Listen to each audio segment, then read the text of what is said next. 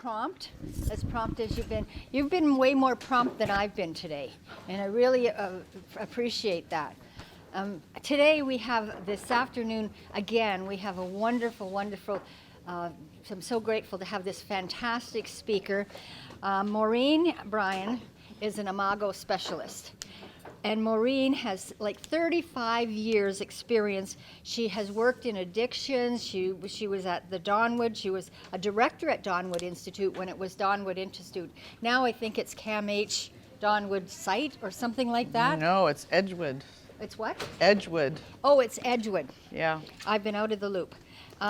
She's internationally certified as an alcohol and drug counselor, as well as a skilled interventionist and a recovery counselor. An Imago Workshop Presenter for the last 15 years. Now, Imago, when you're working with people, trying to teach them how to communicate, I love this program. I think it is the most helpful and valuable way to teach communication between couples. And she's going to tell you way more about it than I. She's the expert. So Maureen believes deeply in the mission of Imago to create a new way to love and to transform the world one relationship at a time. And we've talked a lot about love here today. This is a way to kind of express it, I think. Her passion for Imago is evident in her life and in her work. So please help to warmly welcome Maureen Brine.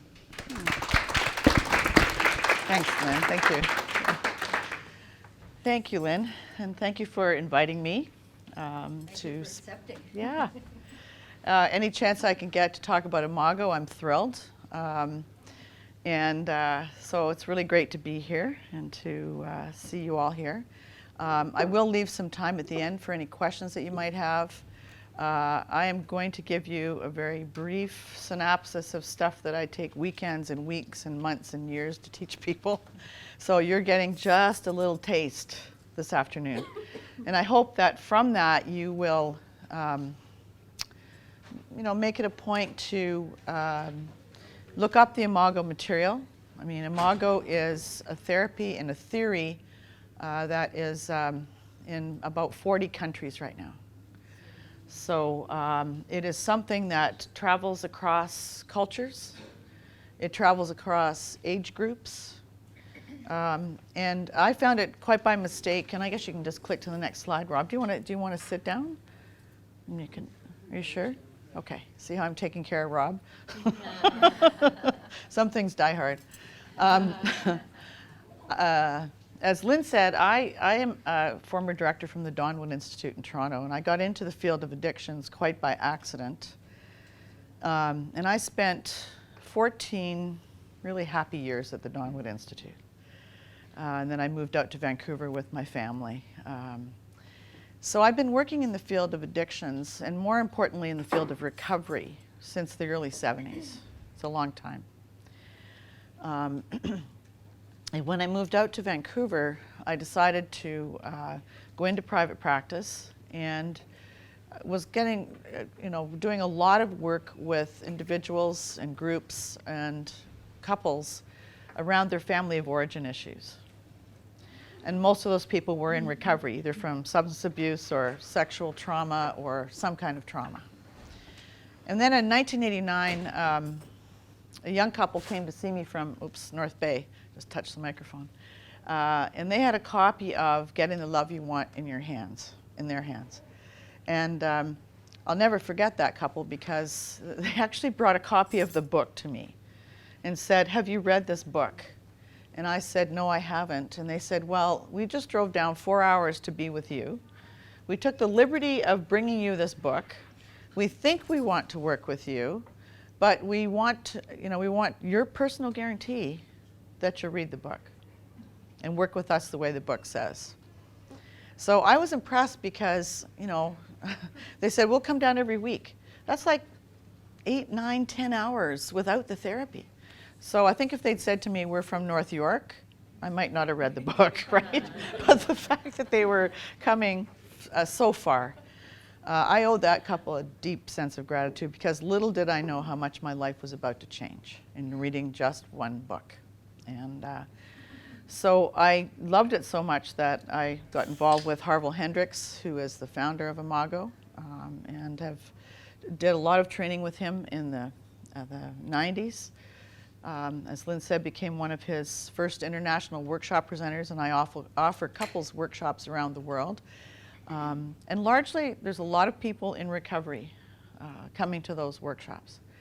And I feel very excited at this point in my life because I feel like my addictions background and my relationship stuff has come together in the creation of a new program for couples called Recovering Our Connection, which is specifically for couples in recovery. I myself am an adult child of an alcoholic, so, and I'm a survivor. I like to say thriver at this point. And I've just done so much work on myself, which has been necessary. But I think that for me, some of my greatest healing has come in relationship. And that's really what I want to talk to you about today. And I understand that the esteemed Bill Jasek, who I've known for a long time too, set me up nicely for this talk because you talked about it's all about love. And I think that's right. I think that's right.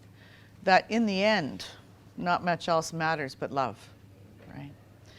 So it's an exciting time for me as well because myself and a couple of my other Imago colleagues are writing a book on, it's not called Recovering Together, but I'll use that phrase, to sort of bring the relational paradigm into recovery. And what I mean by that is that traditionally, lots of people get into recovery or get into therapy on their own, whether it's from trauma, from sexual abuse, from addictions, whatever it is. They go to therapy on their own, which is fine. But that doesn't necessarily help the people who they live with, their family members, right?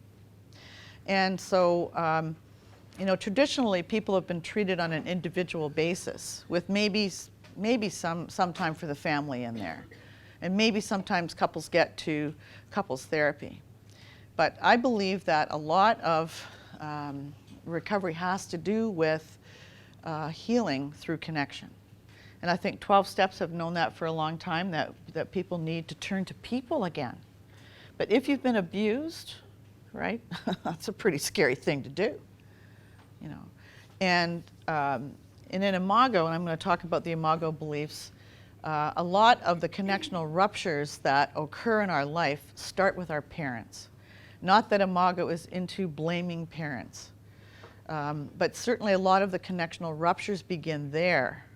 And then we go out into life and many other things happen to us, So I think that's all I'm going to say about that slide, Rob. So this is one of my favorite Imago quotes, that we are born in relationship, we are wounded in relationship, and we need to heal and grow in relationship. We can't do it by ourselves. Okay, Rob? Poor Rob is, you're going to be busy. Yeah. And so the main message I want to give to you today is that healthy, committed partnerships heal. And as a therapist, one of the things that I had to get around was the fact that I can't heal anybody. I can help people grow. I can support them on their journey.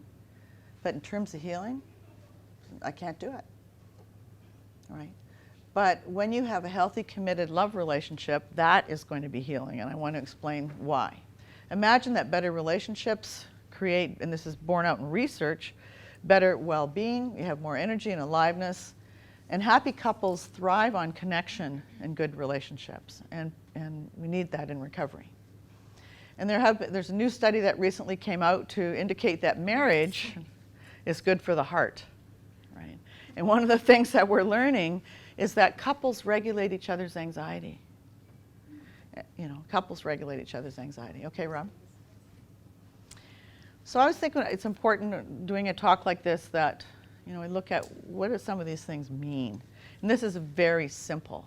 To be a survivor of sexual abuse or trauma period, means that you have managed to stay alive.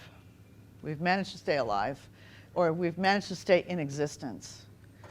And managed to carry on in spite of all the hardships that has caused and the pain, and to come safely through to the other end. But surely there's more to that, more to life than just surviving. And we need to be able to move beyond survival, right, to thriving. And that's where I think Imago comes in. Next one, Rob. Need to move to become a thriver, which means to prosper, right?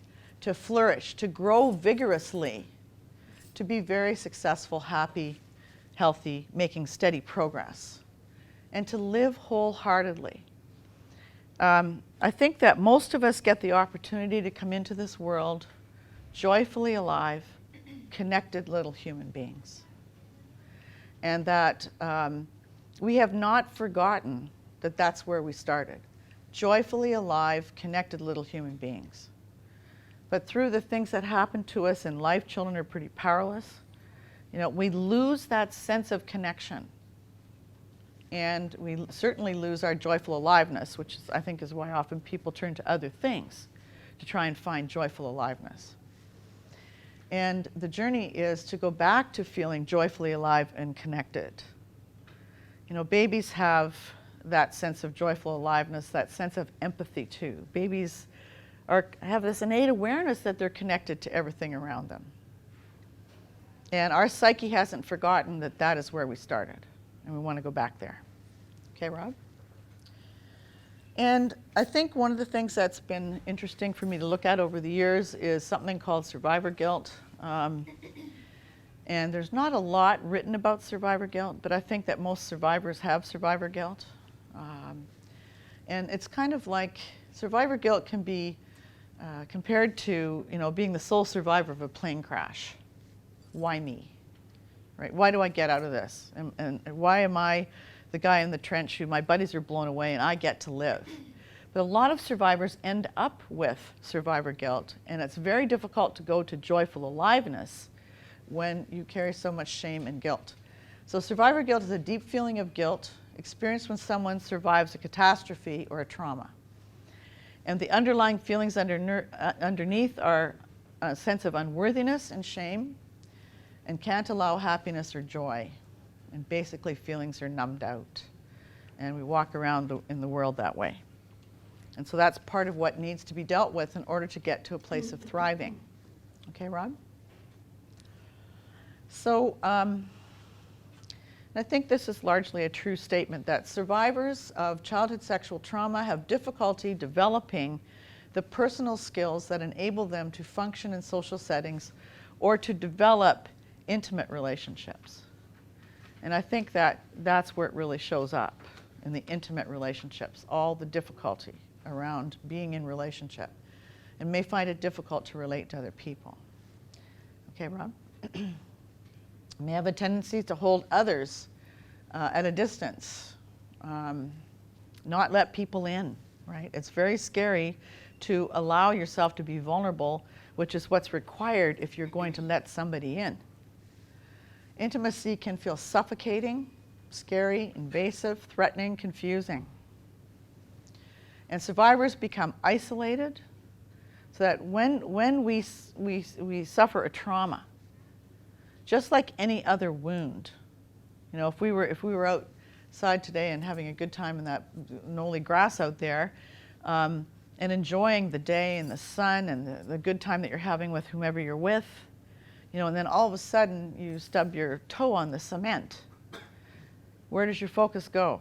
The good times are gone, the nice day's gone, everything around you is gone. Your focus goes to your toe. And when we have trauma, that's the same. Our focus goes to the healing of that trauma on an unconscious level. And we become quite self-absorbed in our own pain. Okay? So internal representations of love and intimacy become distorted as a result of sexual trauma. And so when your boundaries have been violated, right, it's hard to know who you can trust, hard to know how close you can let people be to you, and it's hard to be in relationship. Love and intimacy are closely associated with the trauma that we could not escape from in childhood. So there are lots of issues around being in relationship. okay? Intimacy puts us in touch with the pain. And, you know, again, I think it's also part of survivor guilt that when we begin to feel closeness, you know, in this hand, right beside it, we are aware of all the times that we were in pain. They're always there side by each, right? And that's very scary. I don't want to let in the joy. I don't want to let in the closeness because of the pain, right? Painful feelings and memories are often projected onto our partner so that we then have them associated also with the abuser. And that creates a lot of trouble for couples, for sure. Okay, Rob? The love and support of a committed partner can help create a safe space. And I think I spend most of my days when I'm working with couples helping them learn how to keep each other safe. If you want to be safe in relationship, you need to guarantee your partner's safety. It's kind of an interesting concept. If you want to be safe in relationship, you have to guarantee your partner's safety. And that we are not going to drop our guard unless you feel safe. We have a brain that is hardwired to survive. And if the person in front of you deem to not be safe, you will remain defended and you won't let that person in. But if the person is safe and you feel safe, then you can kind of drop your defenses and connect with each other. But that takes conscious effort. Healing takes place as we allow ourselves to be open and vulnerable to those that we choose to be close to. I really do enjoy Brene Brown's work. I don't know how many of you have read or looked at Brene Brown's TED Talks, but she does so much stuff around shame, around vulnerability, around authenticity. So I think she has a lot to offer if you haven't looked at her TED Talks. Okay, Rob. So my colleagues and I are excited because what we're doing and trying to do in the field of recovery is bring the relational paradigm into the picture a lot sooner than what it currently is. That it needs to be kind of a three-legged stool, right? Where the person who is surviving gets help, their partner gets help, and then there's our help, our recovery. Because for sure, everyone is affected, right, in an intimate relationship. So the relational paradigm, we learn to share feelings, communicate needs, help others understand what we're going through. And this helps to gradually increase our tolerance for intimacy. Isn't that an interesting phrase? Tolerance for intimacy. Although we want love, we're scared of it. Although we want love, we have an ambivalent relationship with love. Because again, we remember when we feel love, right beside it are all the times that you didn't feel love. Right? The other thing that's kind of scary about love, if you have love in your life, it's also scary because guess what? You're going to lose love. Someone's going to die. And we know this innately. There's going to be a time in life where your loved one or you are not going to be there. But somehow we live in denial about that. But we're scared of love. We want it and we're very afraid of it. Okay? And I think I've said this. So the pair bond attachment has been an underutilized resource in recovery. And that one of the treatments of choice in the Imago world for someone who has been sexually traumatized is to work with their partner and to create a safe, healing relationship with someone that you can trust. So, okay, secure attachments liberate and heal. When we feel securely attached to somebody else, there's no feeling like it. You know, I do agree with Bill that, you know, in the end, all that matters is love. It's all we've got in the end. You know, and it's difficult to heal alone. We need each other in order to heal. We can't do it by ourselves. And we must establish a capacity to relate to others on a meaningful level. And that's where support groups are part of that journey, where 12-step programs are part of the journey. moving more and more out of the pain and moving out of the self-absorption that trauma causes. Okay? Love is our true destiny. This is by Thomas Merton. We do not find the meaning of life by ourselves alone. I mean, imagine yourself stranded on an island all by yourself. I mean, yeah, you're going to be thinking about the meaning of life, all right, but it's not quite the same, right, when you're all by yourself. We find it within with each other. Okay? So let me tell you a little bit about the Imago Story. Harville Hendricks and his wife Helen LaKelly Hunt are the founders of Imago Theory and Therapy, and they've been together since the 70s. Their first book is called Getting the Love You Want, and as I said, I mean, that book is, I don't know how many languages the book is translated into, but to me it doesn't seem to matter whether a couple is 22 and reading it or 72 and reading it, they all get something out of it. It stood the test of time. It's been on the New York bestseller list since the early 90s, and on 4 different occasions it's actually been #1 on the New York bestseller list. And when I first read the book, I didn't like the book because I realized that I had thought that I had done everything I could, right?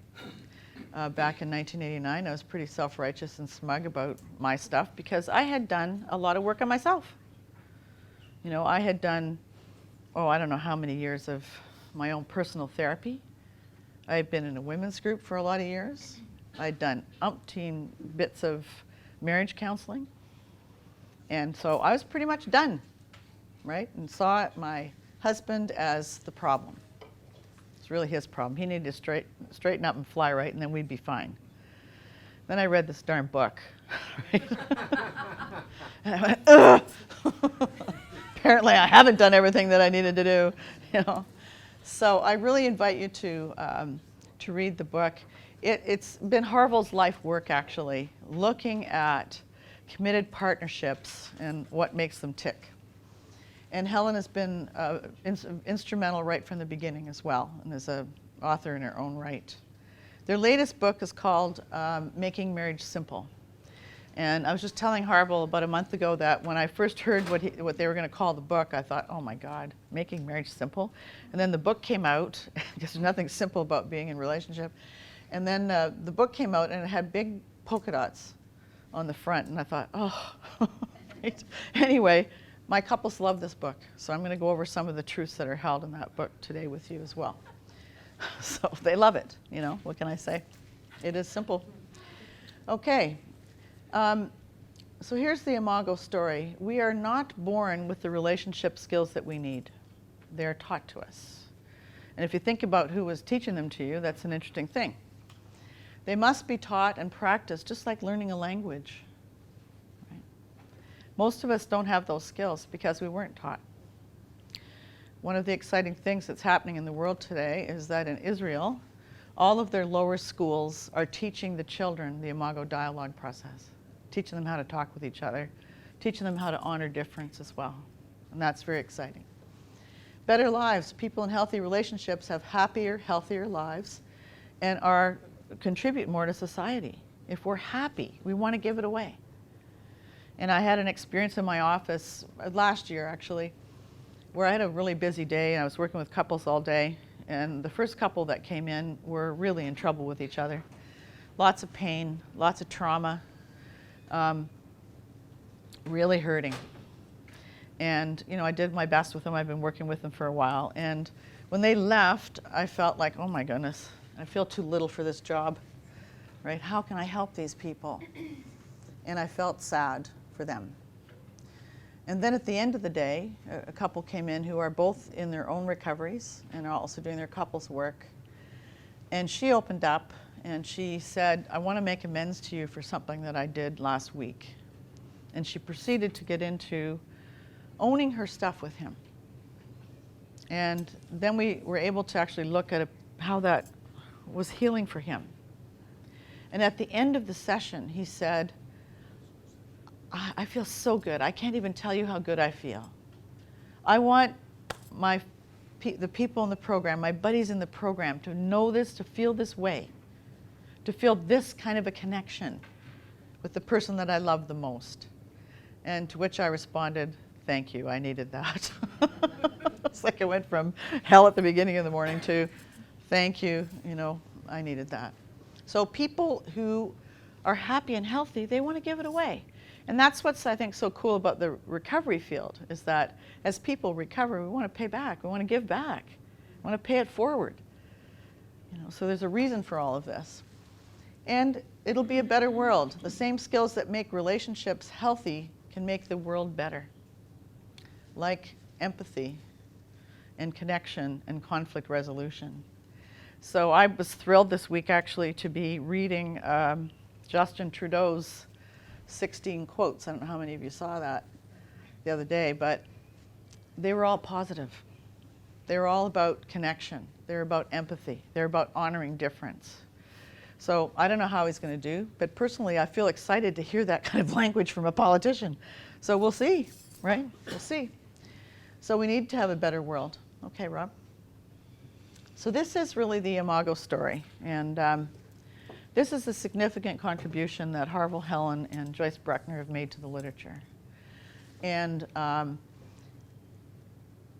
lot of us, I certainly didn't know this stuff even when I went to school, to become a therapist. I didn't learn this stuff. So I'm going to talk just briefly about this. And if you want to learn more about this, read Getting the Love You Want. Okay. There's also a parenting book called Giving the Love That Heals. There's a book for individuals called Keeping the Love You Find. And they all go into this in a lot more detail than what I can do with you today. But what this is the stages of a conscious love relationship. And actually, it starts long before we actually get into a relationship. It starts in childhood. And as I said earlier, most of us come into this world joyfully alive, connected little human beings. That is our original state. Babies feel that sense of connection and awe, right? And if babies are fed and loved and nurtured, they're going to continue to flourish. They're going to maintain that sense of connection. But for most of us, in the first year of life, ruptures in connection begin to happen. And so I think the recent statistics are something like 60% of North American people do not get their attachment needs met in the first 18 months of life. It's huge. So to me, what that says is no wonder so many people are having trouble in relationship. If we haven't fully got our attachment needs met, of course we're going to have trouble as adults attaching. We pretty much have pretty close to 50 to 60% divorce rates. I don't think that's an accident, right? So, and I think that this is our human condition. I think our parents do the best they can, given what they know. And in fact, children are probably treated better today than ever, right? But still in all, it's our human condition that we don't get all of our needs met. So those ruptures of connection begin to happen in childhood and carry on throughout life. And then if you heap some trauma on top of that, you've got even more major connectional ruptures, and it makes it even more difficult to have a happy, loving relationship. So around the age of 4, 5, or 6, 7, in that age range, kids begin to get the notion that their parents are not going to complete the journey of getting them back to wholeness. Right? So they're not going to complete that journey of going back to joyful aliveness. And somehow we get that notion that it's not our parents' job. And we begin to get the notion that there's somebody else out there in the world that holds the key to helping us feel whole again. And that somebody Harville would call our Imago, I-M-A-G-O. And Imago is the Latin word for images. So at that young age, we're beginning to get a set of images in our mind's eye of the kind of person that we need to hook up with in order to heal and to go back to that state of joyful aliveness. Isn't that interesting? And of course, what we're doing is the composite picture is a composite picture of both of our parents. So it's not fair to say, gee, I married my mom or I hooked up with my dad. No, you're hooking up with the best and the worst of both your parents, and in particular the worst.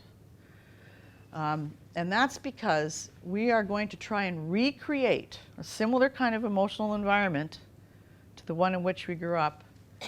Not because we're sick, sadomasochistic, codependent people, right, who like the same old pain, but we're going to recreate it in part in order to heal it. We weren't able to do anything as children. We were powerless. And so we go out into the world at an age-appropriate time and we begin scanning for someone who has enough of the Imago traits. Right? So these ads that you read online or whatever, they're only half the picture, right? I'd love to actually write real ads for people.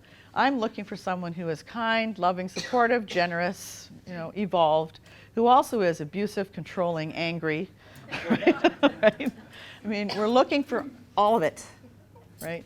And we're doing it unconsciously, and which is interesting, right? Now our unconscious does the picking. And when our eyes light on someone who has enough of the traits, then we become interested in getting to know them, and we enter into a relationship with them. And of course, there's a sense of familiarity, right? And this is, I think, good news, that this is where we get onto this chart now, that nature has a way to make sure that we continue as a species. Because remember I said love hurts, right? Forget who says this, but love stinks. I love that. Love stinks, because it hurts. So nature has a way of making sure that we continue as a species. And that's something called romantic love. And romantic love is nature's anesthesia. It's been a very exciting time for Imago in the last 15 years because science has borne out what we have been saying all along, that the brain in love is drugged. A wonderful book called The General Theory of Love by 4 physicians who talk about the chemicals that are in our brains when we fall in love. So, and people like Helen Fisher, who is a couples anthropologist who studies couples when they fall in love in MRI machines, looks at what part of their brain lights up when they're in the in-love stage, and then follows them for 5 years. And the same parts of the brain are not lighting up 5 years later. And largely what's not lighting up are the empathy centers, by the way. Right? So nature has it so that our brain, when we fall in love with an Imago person, our brain gets flooded with fantastic chemicals. There's oxytocin and pitocin, which are cuddle hormones. They're the drugs that a mother secretes after giving birth to a child, after being 40 hours in labor, and then sits up 10 minutes later and says, sure, I'd do that again, right? They're probably the drugs that stop us from killing our children. They make us fall in love with our kids, right? They're very powerful, cuddle hormones. There is PEA, which is phenylethylamine, which is the drug that is found in, a chemical found in chocolate and orgasms. That's pretty good too, right? But then there's the mother of all drugs, and that's dopamine. Our brain becomes flooded with dopamine. And even if you remember, like a colleague of mine who was a widow and she fell in love about 5 years later, and she was flooded with all these good drugs. And she was like a glowworm, like she was glowing. And I was smiling at her. And she said, I know I'm in romantic love. I don't care. Right? And that's about how you feel. I know love hurts, but I don't care. I'm going forward anyway. And we think we've met our soulmate. And we think that we're so simpatico. And romantic love helps us get into relationship. Without it, we wouldn't do it. Because love hurts. Right? So sadly, it's not meant to last. It's meant to bring 2 people together, 2 incompatible people together, get them into relationship, bond them, and make them willing to stay so that the healing of both people can take place. So if I was drawing this again, I would make romantic love this little tiny line here. It's a very small part of the relationship. It's what gets us into a relationship. It's what bonds us. But frankly, it's the appetizer. It's not the main event. And you know what? We're looking at, and we live in a society, though, that thinks it's the main event, right? It only lasts anywhere from 3 minutes to a year, not long. And some couples don't have it at all. So once there is a bond created, once the bond is there, and both people feel like no one's going anywhere, then the drugs begin to wear off, and then the couple moves into the struggle phase of the relationship. Now this I could draw right across the board, right? It can go on until one of you dies. It lasts a long time, right? So, and the struggle phase is not really a struggle for power, but it's more a struggle to have two very different people emerge in the relationship. And I don't know about you, but I don't think our world does too well with difference. I mean, what do we do when difference shows up? Fundamentally, we kill it, right? We try and change it, we try and destroy it. So in the struggle phase, now we're no longer simpatico. We're not looking at the positive traits anymore. We're looking at all the things that make us different. And that's where most couples don't have the ability to be able to traverse through those differences. And whatever makes the other person different makes them bad, wrong, or sick, right? That we really have trouble honoring difference. So people become very disillusioned, they get angry. Most couples hit an impasse at some point, right? They end up in my office or at a workshop or in divorce court, right? And they don't know what happened. How did we start out so well, where we loved each other so much, and end up here, where I can barely stand the sight of you? The interesting thing is that once you get to the struggle phase of the relationship, congratulations, you've actually recreated home again. Now you're sitting in a relationship where once again you feel like your partner is withholding from you the kind of love you needed to receive more of from your parents. And then the journey becomes trying to get the love you want, right? And that's a 3 to 5 year process. And you'll notice that both those stages, those two stages are unconscious stages of relationship. We enter into them without even being aware. And both of them are characterized by reactivity. So that in romantic love, we're reacting in a very positive way. We want to pleasure our partner. We want to make them feel good. We want to be the best we can be. And then when we enter into the struggle phase, we're into paining them and trying to get love. But that doesn't work because, again, if you are paining somebody, they're going to be defensive. So the journey is to move into a more conscious, loving relationship, to create a relationship with intentionality and design. And by learning that the relationship itself is a source of growth and healing if you both work at it.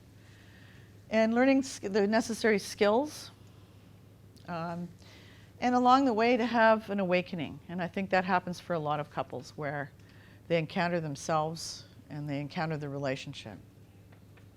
And learning how to be more and more in real love, which is safe, intentional, passionate. And I don't want you to think that you start out at romantic love and end up in nirvana. Life's not like that, right? Unfortunately. But it's more like a circle. We can never fully go back to romantic love because, frankly, in romantic love, we don't know who we're loving anyway. We make them up. It's an illusion. And it's nice to be known and loved, right? That's quite something. Okay, Rob? So I think success in recovery can be measured by the ability to establish and maintain healthy, committed love relationships. That they become a source of spiritual healing, the relationship itself. And when people feel this way, they want to share it, as I said earlier. Okay. Here's Brene Brown. You can see how much I like her. Loving ourselves through the process of owning our story is the bravest thing we'll ever do. And I think that's so important when you're healing from trauma. Okay? Shame is the intensely painful feeling that we are unworthy of love and that we don't belong. And I don't know a survivor that hasn't felt this along the way. Okay? And in the absence of love and belonging, there will always be suffering. We need love in order to heal. Right? Okay. So, and I think that we need love in order to heal. So here are some of the truths that, that Imago puts out in order to achieve relationship success. So are some of the things that you can practice along the way, okay? So, romantic love is a trick. It's nature's way of making sure that we, in spite of all the pain and trauma, we get into relationship. And it is meant to connect two incompatible people. We're not hooking up with someone who's the same as we are. Frankly, we have way too much self-hate for that. Right? Wouldn't want to hook up. I wouldn't want to hook up with someone who's just like me. I don't like myself sometimes. And also, we'd be bored to death. We need to hook up with someone who's very different than what we are. So romantic love bonds us, makes us willing to stay so the healing of both can take place. But why would we do that? I have a hard time with that. Why would we what? Like, why wouldn't we want to hook up with someone that shares the same values or interests? Or... Well, you want someone who's got similar values. But you wouldn't want to be with someone who's exactly like you, would you? Putting him on the spot. I can't answer that for you. I don't know. I'll tell you why. Because there are certain parts of us that got lost in childhood. Right? There's parts of us that got shoved down, weren't allowed to come into being, got beaten out of us, traumatized out of us. So you're not, the you that's sitting here today is not the you once were. Okay? And so in order to become more fully you need to be with someone who's not like you. Right? And so in my work, two halves come together and make a whole. Right? So which is very different than my recovery thinking. In the early days, you have to love yourself before you can. Actually, the way I feel now is, no, you need to love in the other, the stuff that you most dislike about them, and then you'll begin to love yourself. Interesting. Thank you. You're welcome. Thank you for that question. Okay, I love this picture. I gave this to Karen and David on their 30th wedding anniversary. Truth number 2, incompatibility is the grounds for marriage. Right? Isn't that great? My sister and her husband, do you think I could ever get them to come to a Getting to Love You At workshop? They just go, that's ridiculous. No, right? We don't need it. We never fight. And meanwhile, the rest of us are like, oh, please, you guys never stop bickering. So this is the card I gave them for their 30th wedding anniversary. Okay, next one, Rob. Truth number 3, conflict is growth trying to happen. That conflict in relationship is capital N normal. It doesn't mean you're with the wrong person. It means you have differences and you need to learn how to work with them. So we all want real love, and there are 2 steps on the way. In romantic love, there's very little conflict. We are simpatico, right? And so we like the same things, we share the same values. And it's not that that's not true. It may or may not be true. In the struggle phase, you're trying to get your partner to change to be more like you. But you actually need to become more like them, and vice versa. And that way, in becoming more like the other, we reclaim those lost parts of ourselves, going back to your question. Okay, Rob. Truth number 4, being present for each other heals the past. It's connection that heals. You know, I was reading something the other day about childhood sexual abuse, and you know, I thought about my mother, actually. The abuse was one thing, but it's what happened afterwards that actually had a lot more impact. I find that children are very forgiving. You know, I have a son who's got a lot of learning disabilities, and his special ed teacher one day, his trusted special ed teacher, twisted his leg behind his back, because I guess he got fed up with him. And I was ready to have that guy fired. It's like, are you kidding me? This is supposed to be his safe place, and you have now physically abused him. But you know, my son, when I met with the teacher, the principal, and a bunch of other people, and my son, the guy made amends to him, and my son was okay. He repaired the connectional rupture. When I told my mother that I had been scared to death, taken into the woods by one of her colleagues, and it took me 10 days to tell her, and the only reason I told her was because she told me he was coming for dinner the next night. And I thought, I'm 12 years old. No, I couldn't sit at the table and face this guy, right? And when I told her what had happened, she had empathy on her face, and she said to me, "You're not lying to me, are you?" Lying to you? I could barely get the words out. How could you even think that I would be possibly lying about this? So, yeah. I think, and this is a different concept too, that in Imago we believe that our partners help to heal each other. Your partner has what you need.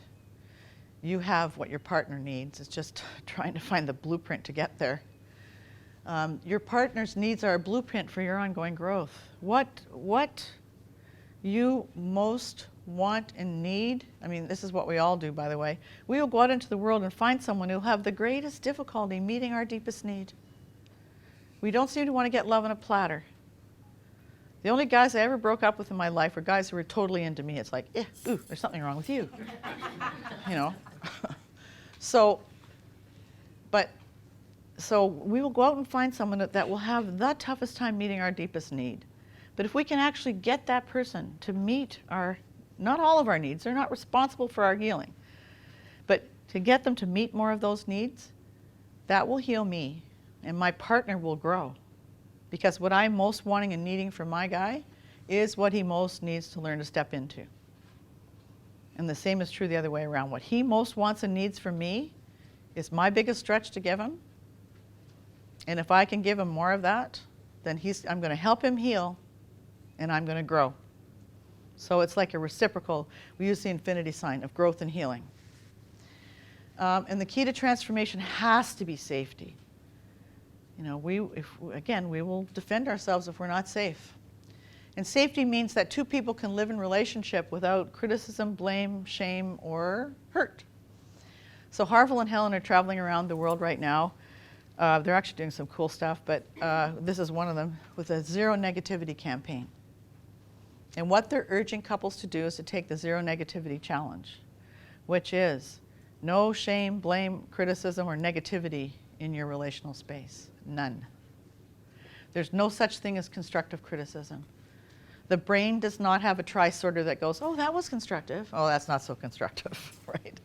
So, they're also working with the city of Dallas. They're working with impoverished people in Dallas. And they have decided that they want to work with an entire city to help transform it through working with couples and families, and they're actually doing it. It's called the Dallas Project, if you want to look it up. It's really cool. Okay, I'm going through this quickly. I love this slide. It's not what you say, but it's how you say it. And so one of the things that still astonishes me today, all these years later, is that how very little awareness some folks have in terms of how they speak to their partner, right? Or how much impact. If you're in a committed relationship, you have more impact on your partner than anyone else in the whole wide world.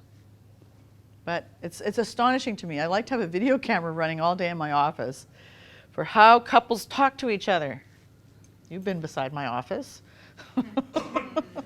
So, okay, truth number 5.5. No, okay, this is it. You can learn how to have a conscious dialogical relationship, which means learning how to mirror someone else's reality, learning how to validate their reality.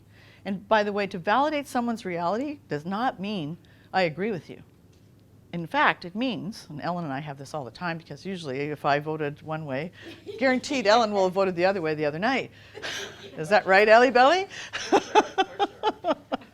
So, I don't know how we got to be friends. We vote so differently. Anyway, validation means I can stand in your shoes for a moment, in your shoes, to see how you make sense. It's not that I agree or disagree with you. I can see that for you, that makes a lot of sense. Hard to do, right, sometimes. And to empathize. That, again, so interesting. Barack Obama. Ellen? Barack Obama. Sorry, I'm having a little fun. I thought it was so interesting about maybe 6 months ago, he started talking about empathy. That if the world had more empathy, and it's true, we wouldn't have war. It's coming out in politics. That's fascinating to me. It's true that our empathy centers get shut down when we're wounded. If we're self-absorbed in our own pain, it's really hard to have empathy for anybody else. If you've cut your finger off, or half cut your finger off, you're not going to be focused on someone else's hand. You know, you'd be focused on your own wound. So I think the world needs a lot more empathy and to be able to create ongoing connection. Okay?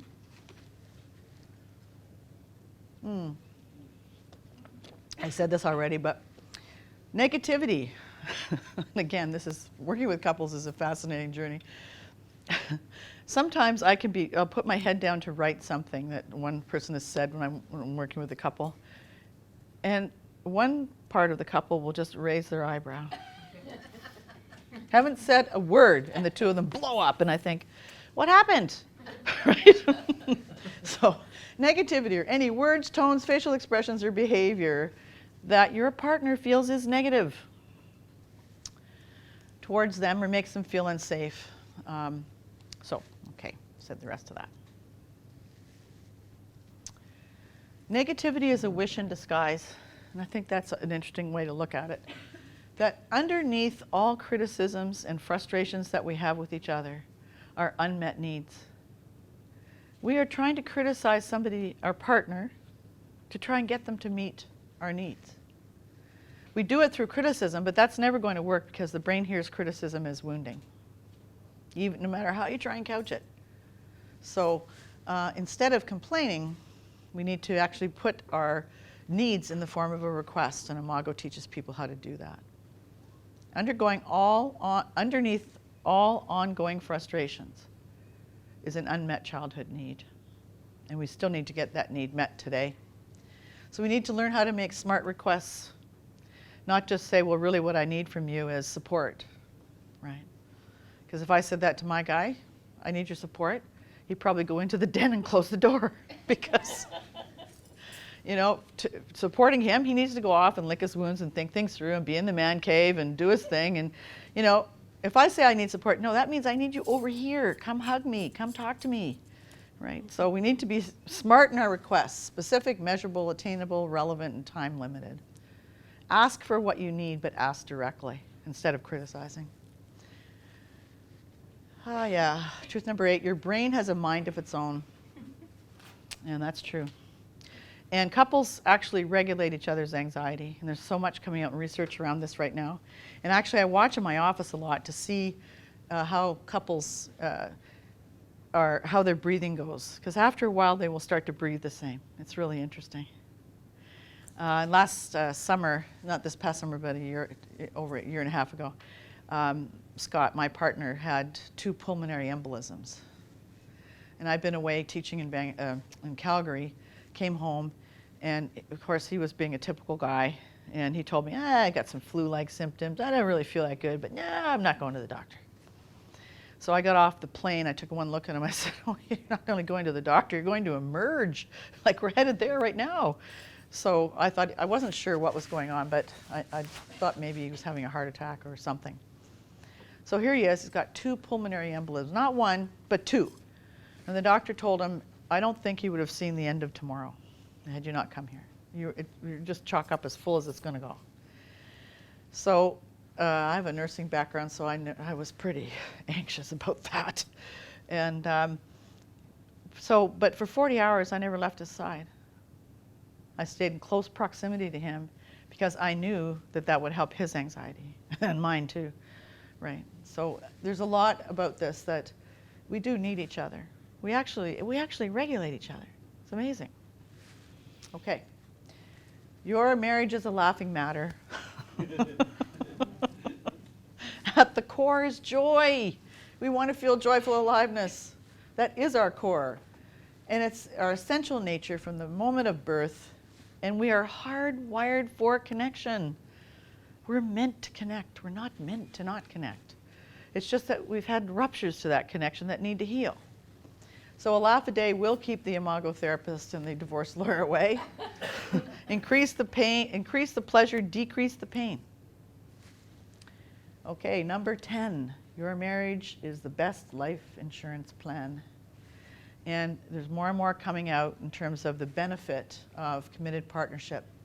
Because people on average, when they're in a committed, happy partnership, they live longer, they're healthier, they raise healthier families, and look, they even earn more money.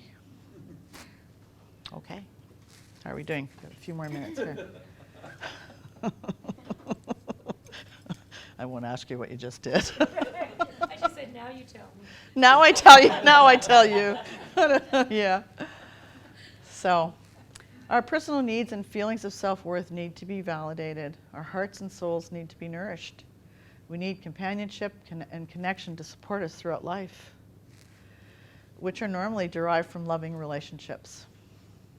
Okay, Rob. Here's Brene again. Connection is the energy that is created between people when they feel seen, heard, and valued. And in Imago, we would also say validated. And when they can give and receive without judgment. And there's so much in recovery around learning how to learning how to receive love. Harville has a book called Receiving Love. He was going to call it Receiving Love, the Final Frontier. He's a Trekkie. And, I wish he had called it that, because I think that's right. To actually allow love in is the final frontier. Right. Okay, Rob. Connection heals old wounds. And this is something that I teach everybody that comes to my office, that most couples have connected time. All couples have disconnected time. And most couples don't know how to make the repairs. And I think Imago has a lot to offer people in recovery, because it is theory-based, it's skills-based. When I did traditional marriage counseling, I felt like I was in a Neil Simon's movie and I wanted to rip my hair out. I mean, you sit with two people who are so wired into each other and they're in conflict. Holy. If you don't have a process and a plan, you're screwed. Pardon the language, right? And so for me, Imago's not the only way to fly, but it certainly has been useful in my practice working with recovering people, because there is a theory behind it. I have tools as a therapist, which I didn't have before, and I have skills to give to couples, and also there's individual programs in Imago as well, to give to people, to take home. I mean, I like to, when I'm teaching therapists, Imago therapists, I like to say to them, you're brilliant, your intuitions are amazing, but they can't take that home. What are they going to take home? We need to give people transportable skills. Okay? Telling people that it's okay to put their relationships first is like giving them the permission to be human. And that's Alanis Morissette, who is our poster child for Imago. She loves Imago. And I think that's true. Rob? When people feel loved, they are freer, more alive, and more powerful than we ever imagined. And that's Sue Johnson, who's another well-known marital therapist. Thriving. Recovery needs to include your relationship. And if you do, you will feel better, live longer, and you will thrive. Enjoy greater happiness and a greater connection all around. Love is contagious, and it always will win. How many more do I have, Rob? Wholehearted living. You're not sure. It's okay, don't worry. It's okay, don't worry. So wholehearted living is about engaging in our lives from a place of worthiness. And that's what I wish for people in recovery, right? Engaging in life from a place of worthiness. It means cultivating the courage, compassion, and connection to wake up in the morning and think, no matter what gets done and how much is left undone, I am enough. Right. So in closing, love is the cure. Love is power. Love is the magic of change. Love is the mirroring of the divine, or mirroring of the divine beauty. And I think that might be the last one. It is. I did it. Amazing.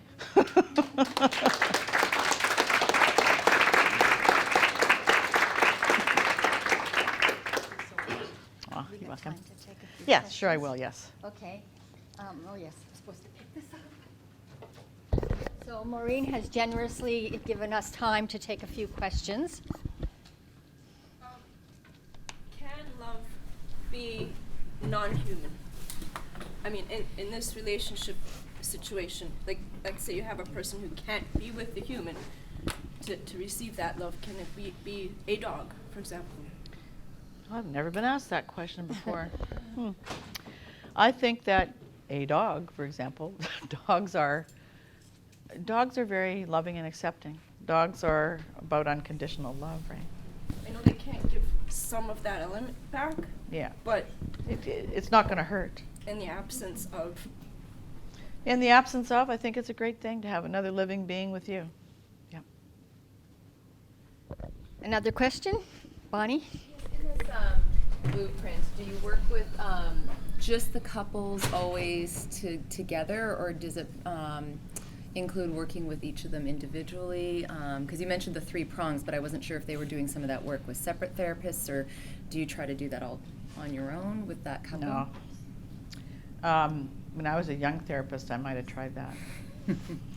So you would never see them separately. You would just I say might. that the couples. Okay. I won't say I never, but when I think about that 3-legged stool, I think about sending them to other. I mean, fortunately, I have a lot of therapists that are field similar, right? Who are doing similar work. So so yes, individually they might be in their own work, and then my role is to coordinate all of that for them as a couple. And I'm not going to send individuals to therapists who don't operate out of the relational paradigm, because individual therapy on its own sometimes helps people to leave their relationship rather than stay in it. That's what I was wondering. Yeah. But I guess if you have other colleagues in that are working under that similar umbrella, That's right. that definitely I helps. worked with. I had a woman recently who, she was part of a couple, and she came in and she said one day, and this is the sort of thing that drives me crazy, but my therapist thinks that you're a sociopath. I said, really? Excuse me? Your therapist thinks that he's a sociopath? And so she said, yeah. I said, well, has your therapist ever met him? No. Right. So now this is not a therapist that, I don't know who she is, but not a therapist that I was working with. Right? But that's the kind of thing where, if I've got an individual client and I'm listening to their story, I'm focused on them, not maybe the relationship that exists, right? So, yeah. Shelley? I was just going to ask you, is there any success in applying the Imago theory to other relationship types, workplace conflict? Absolutely. How much success is there in that? Well, quite a bit. We have a program called the Imago Facilitator Program, which is for folks who are in business or folks who are non-therapists, right? We also have Imago educators who are people like clergy that want to bring programs to their church. But the Imago Facilitator training is for anyone in business who wants to bring it to their workplace in some way. Because it's relationships, right? It's all about Ultimately. relationship, right? Okay, good. That's good. So to know. I did a facilitator training in Toronto last year, and I was sort of it was interesting because I had a woman from the Y who wanted to bring those skills to all the Ys in the Kitchener area. I had a woman who was a bus driver, and I think, what's she gonna do? But she started applying the principles on the bus. And so now I have this vision of her riding the bus in Guelph with a little sign on it that says, "This is an Imago bus." So she started talking to this homeless woman who was getting on the bus, but acting crazy with all the other bus drivers, to the point where the bus drivers came to her and said, "How are you handling her?" She was mirroring her, she was validating her, she was addressing her by name, right? And now she started a support group for the bus drivers. So I mean, there's lots of things for business, places that I'm not going to go as a therapist that, so we do training for that, yes. Danny? My question is regard to having post-traumatic stress and having childhood sexual trauma and having feelings of emotional, fluttering. Yeah. I'm wondering, is it safe to say that our emotions can flutter by our, say for example, my trauma was from a female. Yes. So hearing a female voice at a certain tone Yes. will put me in a fluttering state. Yes. And I'm just wondering, are we conscious in relationship on how that affects our relationship? The journey is to get conscious, and the journey would be for a partner, if you have one, to get conscious about your abuse and that needs to be worked with, right? So, for instance, yeah, I have a couple I'm working with right now with domestic violence, but it's her hitting him, Yeah. right? And so she gets, and usually it's in the car of all places. She just Yeah. whack him up the back of the head, you know. Yeah.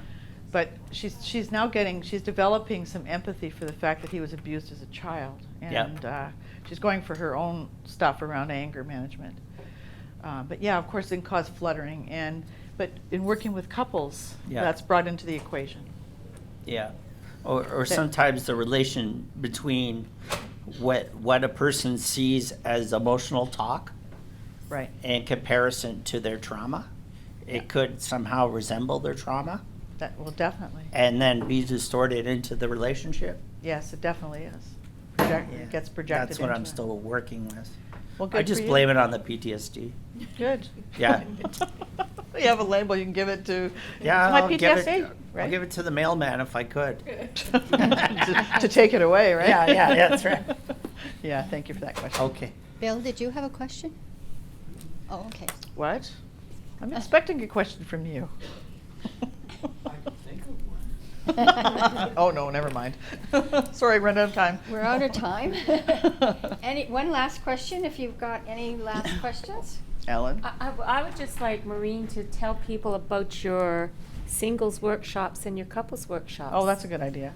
Yes, and I do couples workshops. I do the regular Getting the Love You Want couples workshop. I also do Recovering Our Connection, which is a couples workshop for couples in recovery. And then I do a singles workshop or an individuals workshop called Keeping the Love You Find, and I offer those several times a year in Toronto. I also train facilitators, back to Shelley's question, and therapists as well. So I'm on the teaching faculty. Yeah, and yeah, That's it. that's it. Can we thank Thank you, guys. time out of a very busy schedule and fitting us in? Thank you so very much. Well, thank you. I enjoyed it. Yeah, All thanks right. for coming, for having me.